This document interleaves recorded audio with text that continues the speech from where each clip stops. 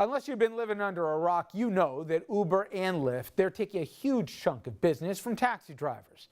Well, the Times, they've done an extensive series on both the cabbies' plight and also detailing how cabbies are now going bankrupt. And this terrible situation, it's even led to a spate of suicides.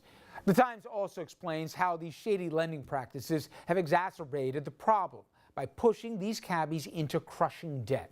New York's Attorney General, she's now opened an inquiry into that, and Mayor de Blasio, he's ordered a separate investigation into the brokers who helped arrange the loans. We spoke earlier to Brad Gerstman. He's an attorney and a lobbyist for the taxi drivers. Before I get into the financials of how badly these people were hustled, let's take it back a little bit, because we've been involved in covering the story, but you go well beyond our interest in this, in that for folks who don't know, when somebody got a medallion, it wasn't an individual for the most part getting a medallion. This was traditionally an immigrant family dream where multiple layers of the family all pooled their monies into the biggest asset and only asset sometimes the family ever had, and they bought this medallion. And historically, the value of the medallion would go up, and they would have a tangible asset to sell. Well, and I've taken for issue for this with Uber, with Lyft, and whatever else. The city seemed to have one set of rules for taxi drivers, and then they had another Wild West for everybody else. Ergo, the valuations of these medallions went all the way down.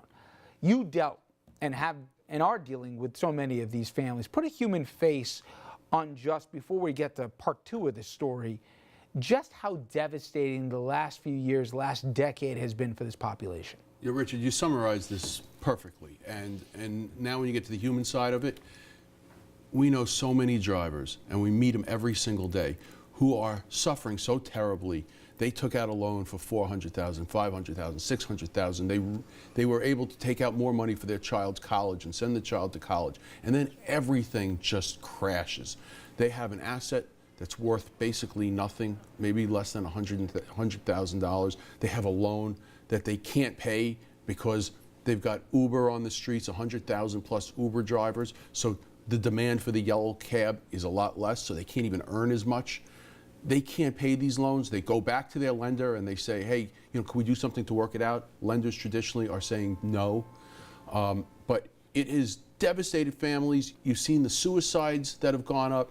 There are people that are so desperate that are willing to do anything at this point to get out from under what they are involved in now.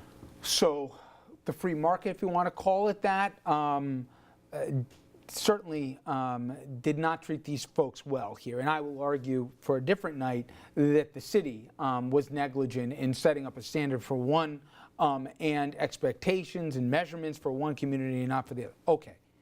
But now they go from a right hook to a left uppercut when we learn in this suit the predatory lending that went on here and just how bad. I mean, it's worse than a loan shark, Brad. I mean, talk about some of the math that's involved here and the loans that were set up and the idea that this was a sophisticated partner on the other side of the arrangement's a farce.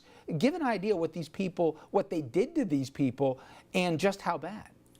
The salesmanship, the puffery, the inducements, the no money down, and then on the other side, the fees, the interest rates, the balloon mortgages. Every single thing about this stinks. When you look at how this was outlined, how this was done, and the people that were making money on this, and the way they were inducing these immigrant taxi cab drivers to take more money. I'm giving you more money. Don't put anything down. We're not going to look anymore where the down payments are coming from, or if the down payments exist at all. This is really ugly. It sounds just like the mortgage crash. It stinks like the mortgage crash, and we all know the mortgage crash was an absolute farce, fleecing of people who tried to buy homes and didn't have the money, didn't have the job. If you're making $30,000 a year as a cab driver, should you be able to take out a $900,000 or $800,000 loan? No. Were they giving those loans? Absolutely. And this is where the predatory lending comes into play. Okay, now you get the state AG involved. Mayor says he's getting involved as well. Should people have seen this coming? Where is the responsibility beyond just the person who took the loan and obviously the predator who gave this hustle of a loan here? Does the city, does the state, does the feds, does anyone else bear some culpability here? Well, I think the city, the state, I'm not sure about the feds, have culpability, but in different ways. I think the city, the charter says that it's supposed to, and we brought a suit on this, we're supposed to keep the medallion price stable. And the state has Department of Financial Services, we're supposed to oversee lending. Apparently this got away from them. I think that there's a lot of culpability to go around. I think now, in the aftermath of this, if the medallions are worth anything moving forward, and there's a reason to actually regulate this, somebody's got to regulate it. The drivers are the less sophisticated participant in this transaction. The legal question becomes is, can there be predatory lending if it's considered a commercial loan? If it's considered a consumer loan, which a lot of people are arguing it's not a consumer loan, then predatory lending is clear and obvious. I would argue that this is a consumer loan, that these are not sophisticated buyers on the other side. No disrespect to them, but it's not a business that can stand up in terms of negotiating power and understanding as a bank would. And these banks were pushing these things down their throats. Take more money, get yourself deeper and deeper into debt, keep paying. And you know something, they did know what was happening with Uber. I gotta say, I feel terrible for these guys that have been, yes, everybody's got to own their own share of responsibility for these things, but there was, I think, a reasonable expectation, if I bought a medallion, that I'm following the rules. The city, obviously, they're valuing it for a reason, and that everyone's going to be playing by the same set of rules if they're going to be picking up fares. I think in every single case here, the same folks have been let down time and time again, but keep us abreast of what happens, all right? Thank you, Richard. Thank you, Brad. We're going to take a quick commercial break. When we come back, we'll wrap things up on RFL.